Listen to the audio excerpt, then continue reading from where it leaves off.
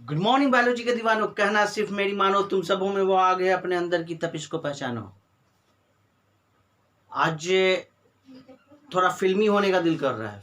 फिल्मी मतलब दिलवाले दुल्हनिया ले जाएंगे में डायलॉग था ना, जिसमें काजोल बोलती थी, छोड़ दीजिए बाबूजी, छोड़ दीजिए बाबूजी, मुझे छोड़ दीजिए। तो बाबूजी अमरीश पुरी क्या बोलता था, जा बेटी जा, जी ले अपनी जिंदगी। तो कुछ इसी तरह से आज कुछ है, उसको मैं बताऊंगा। आज हमारा टॉपिक है menstrual cycle. Menstrual cycle, female reproductive system पढ़ रहे हैं, फीमेल रिप्रोडक्टिव ऑर्गन पढ़ रहे हैं, है ना।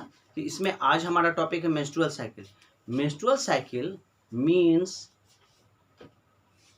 एक स्टेज फीमेल की लाइफ में जब एट द स्टेज ऑफ वो प्यूबर्टी पहुंचती है, तो और आप जानते हैं कि प्यूबर्टी की स्टेज क्या है, 12 to 14 ईयर्स फीमेल में। कहीं पे 11 to 13 है, कहीं पे 12 to 14 है ना। तो वारी करेगा book to book, but 12 to 14 years puberty. Puberty का मतलब क्या हुआ कि at the stage of puberty she starts menstrual, मतलब कि उनमें ओवम का ओवल्यूशन शुरू हो जाता है। ओवल्यूशन हमने बात पढ़ाया है ना, कि ओवल्यूशन क्या होता है कि 14 डेज पे ओवरी एक ओवा को रिलीज आउट करती है। तो जब वो ओवा स्पर्म से फर्टिलाइज नहीं हो पाता है, तो वही ओवा शिफ्ट करती है यूट्रस में, और यूट्रस में जो इंडोमेट्रियम लेयर हो वो टूट कर निकाल आते हैं, ब्लड वेसल्स के बने होते, धीरे धीरे धीरे वजाइनल ओपनिंग के थ्रू वो बाहर आते हैं, जो कि ब्लीडिंग के फॉर्म में होते हैं, जिसकी साइकिल 3 to 7 डेज की होती है, जिसको मेंस्ट्रुअल साइकिल कहते हैं। क्लियर? तो मेंस्ट्रुअल साइकिल समझिए किसमें, कि प्यूबर्टी के स्टेज में। प्यूबर्टी मतलब कि एक गर्ल्स उसमें वो कुव्वत आ गई कि अब वो क्या हो गया, उसमें ब्लीडिंग स्टार्ट हो गई एक सर्टेन टाइम में, हर महीने। उसको मेंस्ट्रुअल साइकिल कहते हैं। ये मेंस्ट्रुअल साइकिल कब स्टार्ट होता है, तो 12 to 14 ईयर्स से। तो 12 to 14 ईयर्स ओल्ड जब एक फीमेल, एक गर्ल्स एबल हो जाती है क्या, ऑफ स्प्रिंग लाने के लिए दुनिया पे, इसमें क्या लक्षण होते हैं कि मेंस्ट्रुअल साइकिल स्टार्ट हो जाती है। इस स्टेज को कहते हैं हम लोग मीनार्क, MENARCHE, मीनार्क। मतलब कि प्यूबर्टी के स्टेज पे पहुंच गई फीमेल 12 साल की उम्र में, तो उस स्टेज को कहेंगे मीनार्क। अब प्यूबर्टी के स्टेज पे पहुंचने के सिम्टम्स क्या है, सेकेंडरी सेक्सुअल कैरेक्टर को अगर हम छोड़ दें, तो प्राइमरी सिम्टम्स ये है कि ओवरी से ओवम का बनना शुरू हो जाता है, ओवल्यूशन शुरू हो जाता है। ओवल्यूशन मतलब ओवरी से ओवम रिलीज आउट होना, ओवल्यूशन शुरू हो जाता है, एंड मेंस्ट्रुअल साइकिल शुरू हो जाता है ना। ये बहुत बड़ा और अहम सिम्टम्स है, निशानी है फीमेल के केस में, कि अब वो मीनार्क के स्टेज पे पहुंच गई है, मतलब प्यूबर्टी के स्टेज पे पहुंच गई। मतलब जैसे पहला जो साइकिल स्टार्ट होता है फीमेल के लाइफ में एट द एज ऑफ 12, उस स्टेज को कहेंगे मीनार्क की। एंड मैंने पहले बताया कि फीमेल के केस में बाय बर्थ वो क्या करती हैं, फीमेल ओवरी में बहुत सारे ओवम लेकर आती हैं, उसी में से वो यूटिलाइज होता है, वो बनता नहीं है, उसी में से वो खपत होते रहता है। मतलब एक दिन ओवम खत्म हो जाएगा। वो स्टेज फीमेल में 45 to 50 ईयर्स का है, जब मेंस्ट्रुअल साइकिल, जब अंडा खत्म हो गया, ओवम खत्म हो गया, तो मेंस्ट्रुअल साइकिल भी तो खत्म हो गया, अब तो ब्लीडिंग भी तो नहीं होगा ना, है ना। क्यों? क्योंकि ओवम को ही, फर्टिलाइज एग को ही अपने गर्भ में जगह देने के लिए इंडोमेट्रियम का लेयर तैयार होता है। जब ओवम ही नहीं रहेगा, तो वो इंडोमेट्रियम का लेयर भी नहीं रहेगा। इसीलिए 45 to 50 ईयर्स में जब एक फीमेल में ओवरी से ओवम निकलना बंद हो जाता है, उस स्टेज को कहते हैं मेनोपॉज। क्लियर? मतलब ओवल्यूशन शुरू हो गया, दैट इज मीनार्क। ओवल्यूशन बंद हो गया, दैट इज मीनोपॉज। क्लियर है? उम्मीद है कि समझ में आया होगा। अब आगे देखते हैं। हमने पहले भी पढ़ा था, फिर मैं एक बार शॉर्ट में बता रहा हूं।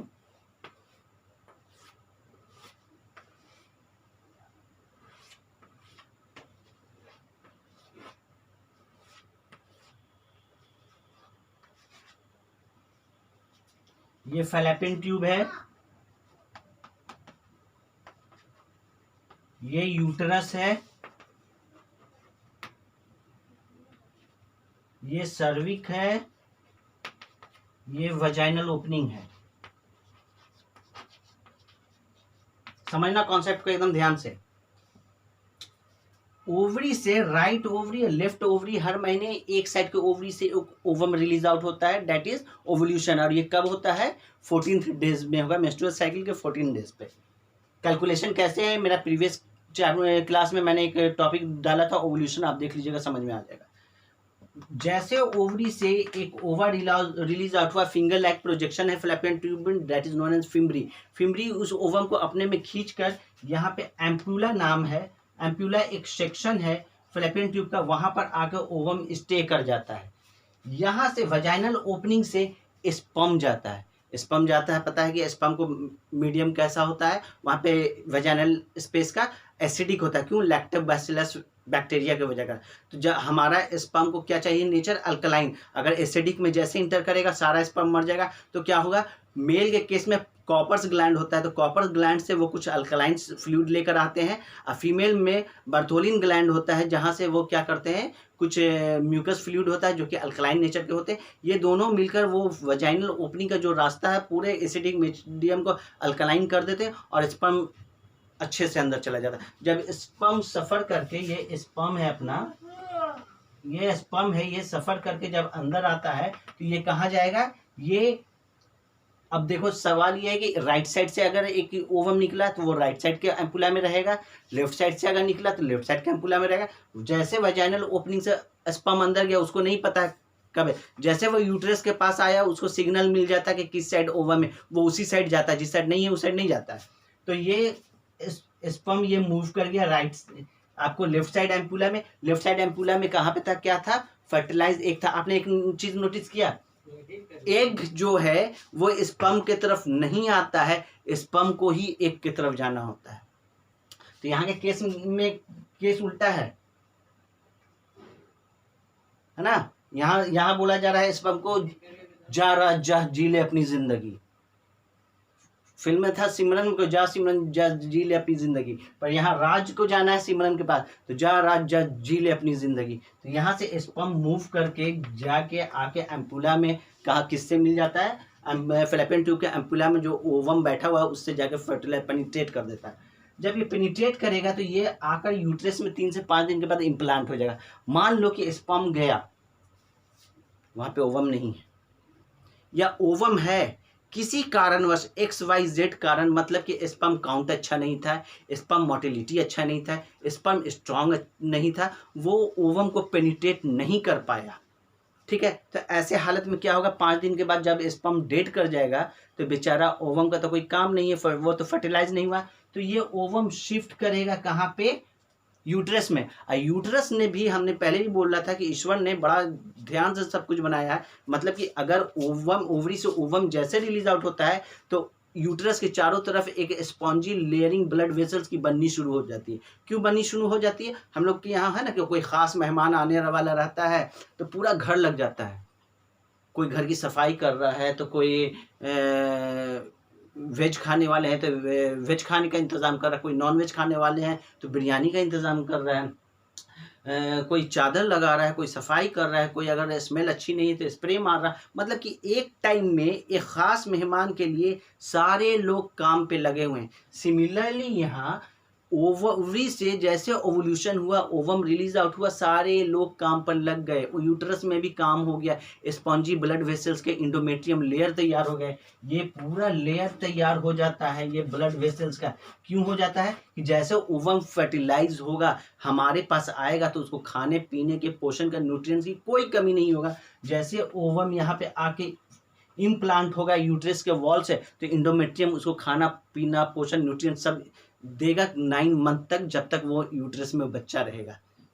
बट यहाँ तो स्पर्म उसको पेनिट्रेट नहीं कर पाया, या ओवम आया तो स्पर्म नहीं आया, तो क्या करेगा? तो ये ओवम जैसे मुंह लटकाए शिफ्ट करेगा यूट्रस के बाद, यूट्रस भी कहेगा यहाँ तो कोई काम ही नहीं हुआ, मेहमाने नहीं आए। तो क्या होगा कि वो इंडोमेट्रियम जो तैयार हुआ था वो भी ब्लड वेसल का था, वो क्या हो गया, वो अब सब ब्रेक डाउन करके सब कॉन्ट्रैक्ट होके धीरे धीरे धीरे ब्लीडिंग के फॉर्म में वजाइनल ओपनिंग से बाहर निकल जाते हैं, जिसकी अवधि ड्यूरेशन 3 to 7 डेज होती है। इसी को मेंस्ट्रुअल साइकिल कहते हैं। क्लियर? ये तो समझ गए। अब ये मेंस्ट्रुअल साइकिल में 4 फेजेस देखे जाते हैं। पहला फॉलिकुलर फेज, दूसरा ओव्यूलेशन फेज, तीसरा लुटियल फेज, चौथा मेंस्ट्रुअल फेज। मेंस्ट्रुअल तो हम समझ गए कि ब्लीडिंग स्टार्ट हो जाता है बॉडी से बाहर जो वजाइनल ओपनिंग से 3 to 7 डेज की अवधि रहती है, that is menstrual phase. Follicular phase किसको कहते हैं? हमने पहले भी बताया था कि जैसे ओवरी में ओवम बन रहा है, वो जो इमेच्योर ओवम है जहाँ पे प्राइमरी उस साइड से सेकेंडरी उस साइड बन रहा है, मैच्योरिटी के स्टेज पे आ रहा है, तो वहाँ पे क्या करते हैं, ब्रेन में हाइपोथैलेमस जो होता है वो जगाता है किसको?